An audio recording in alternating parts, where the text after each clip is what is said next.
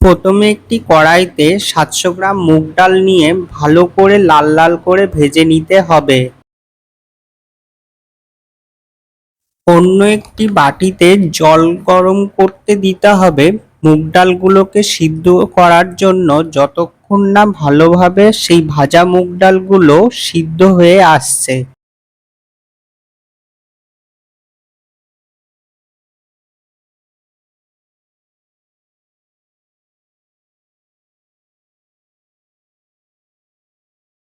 এবার অন্য কড়াইতে 2 চামচ সর্ষের তেল গরম করে তাতে দুটো শুকনো লঙ্কা, দুটো তেজপাতা ফোড়নে দিয়ে হালকা বাদামি করে নেড়ে নিতে হবে। তাতে 1 চা চামচ সাদা জিরে, একটা ছোট টমেটো কুচি,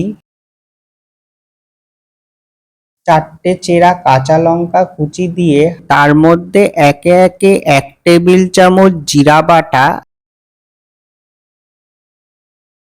এবার তাতে সামান্য জল, 1 টেবিল চামচ আদা বাটা দিয়ে ভালো করে কষে তাতে 4 থেকে 5টা কিশমিশ, 4 থেকে 5টা কাজু বাদাম, 1 টেবিল চামচ হলুদ গুঁড়ো দিয়ে ভালো করে কষতে হবে যতক্ষণ না জল টেনে আসে ও হালকা তেল ছেড়ে আসে।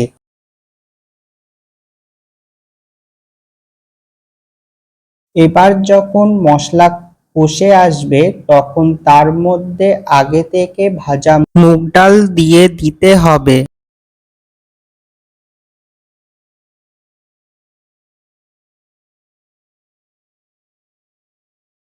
এবার সামান্য ফুটে উঠলে তার মধ্যে স্বাদমতো আখের গুড় দিয়ে হালকা নেড়ে নিতে হবে।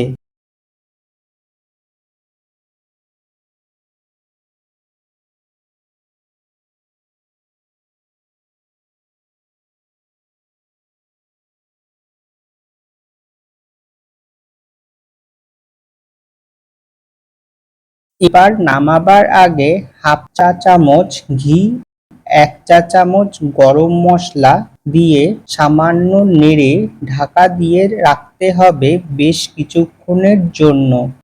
এবার কিছুক্ষণ পর ঢাকা খুলে গরম গরম পরিবেশন করুন অনুষ্ঠান বাড়ির ভেজ ডাল। এই রেসিপিটি ভালো লাগে লাইক, শেয়ার ও সাবস্ক্রাইব করবেন ও আমাকে জানাবেন কেমন লাগলো। আজকের মতো বন্ধুরা এখানেই বিদায় নিচ্ছি। দেখা হবে আগামী অন্য আরেকটি ভিডিওতে।